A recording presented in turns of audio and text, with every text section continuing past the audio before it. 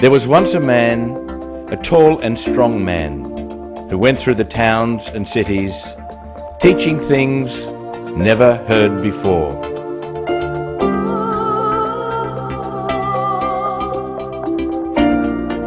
That man attracted people, and everyone who heard him was astounded. He gave advice, spoke about his Father, and called brothers all those who listened to him. He performed miracles. He healed the sick. He raised the dead. He walked on water.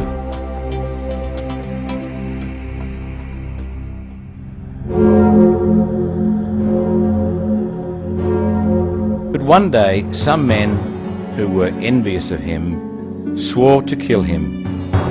They were mean individuals who were afraid to lose their own prestige, the untrustworthy, who feared his word because his speech was direct.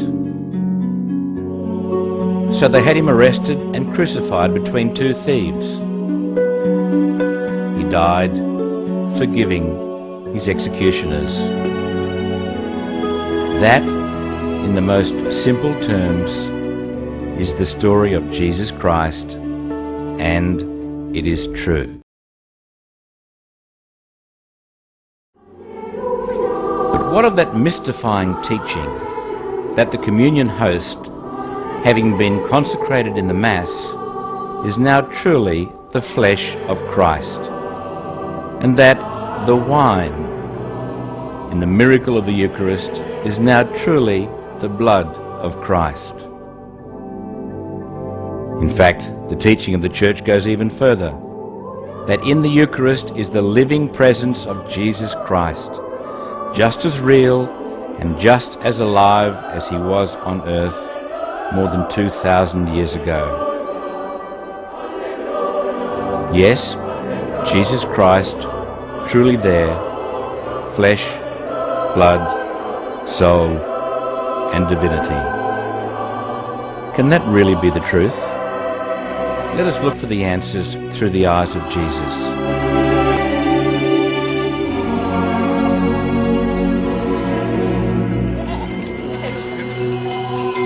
Remember, in olden times, to win favour with your God, even a pagan god, it was the tradition to sacrifice an animal and then eat it. There are ancient cultures still existing who practice the same tradition.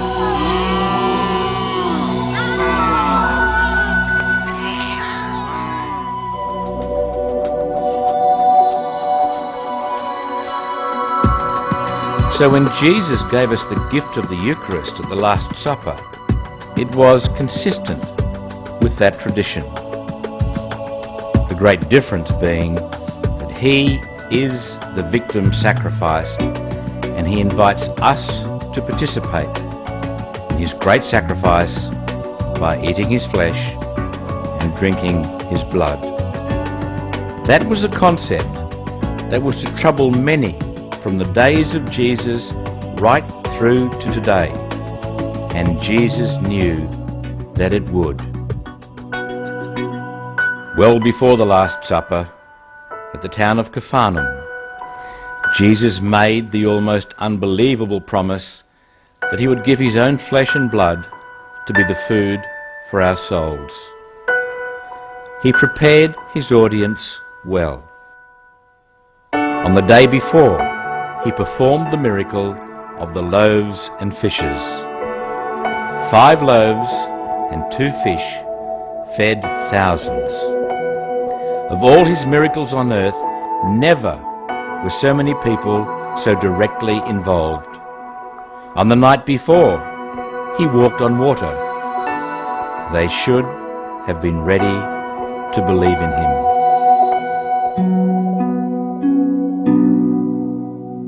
I am the living bread that has come down from heaven. If anyone eats of this bread, they shall live forever, and the bread that I will give is my flesh, for the life of the world. Unless you eat the flesh of the Son of Man and drink his blood, you shall not have life in you. That was almost 1 year before the Last Supper.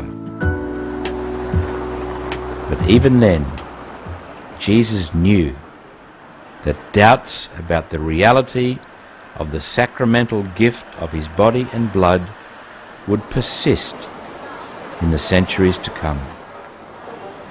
And so it would be that Jesus would intervene miraculously to endorse the truth of this sacrament.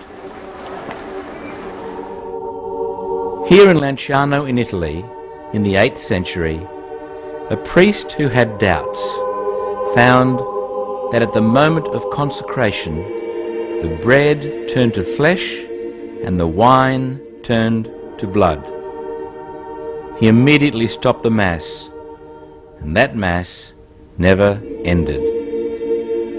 That flesh and blood exists here today and has been on display for 1200 years.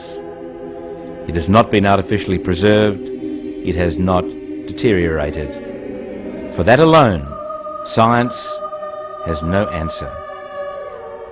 In 1970, the Italian professor Edoardo Linoli, an expert in pathology, carried out the initial examination of the relics.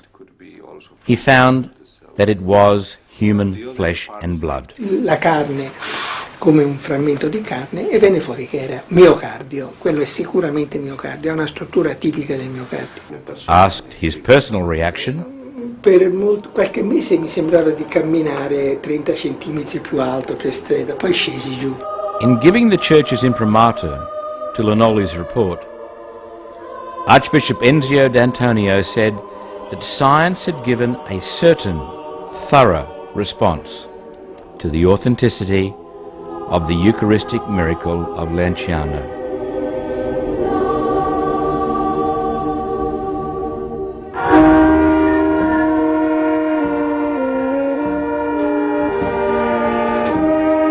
We are reminded again, 500 years later, of the truth of his living presence with another Eucharistic miracle. And every year, on the Feast of Corpus Christi, the people of Orvieto in Italy celebrate this miracle in procession. In the 13th century, another priest had doubts as he was consecrating the host. It began to bleed over his hands and onto the altar cloth. The people marched to the nearby town of Orvieto, where the current Pope was in residence, displaying the blood-stained cloth. The Pope instituted the great feast of Corpus Christi, the body and blood of Christ. And that same blood-stained linen cloth is solemnly paraded to this day. Even now, at the start of the new millennium, another case is being examined. In South America in 1996, a priest found an abandoned communion host in his church after the Mass. He placed the host in water. Within days, a blood-like substance emerged and grew in quantity over some weeks. In 1999, permission was given by the Archdiocese for the substance to be scientifically examined. So far, it has been found to contain human DNA and to have evidence of flesh and blood. A sample was examined by noted forensic pathologist Dr. Robert Lawrence of the United States. Mixed in it are these white cells, these little dots that you see. If this material had been placed directly into water after it was taken off a body, I would expect these cells to be dissolved. If you put cells in water under such conditions, They would be expected to dissolve. how long? A few minutes to an hour or two at the most. So they were active, living white cells at the time they were collected. This South American sample is the subject of further scientific analysis.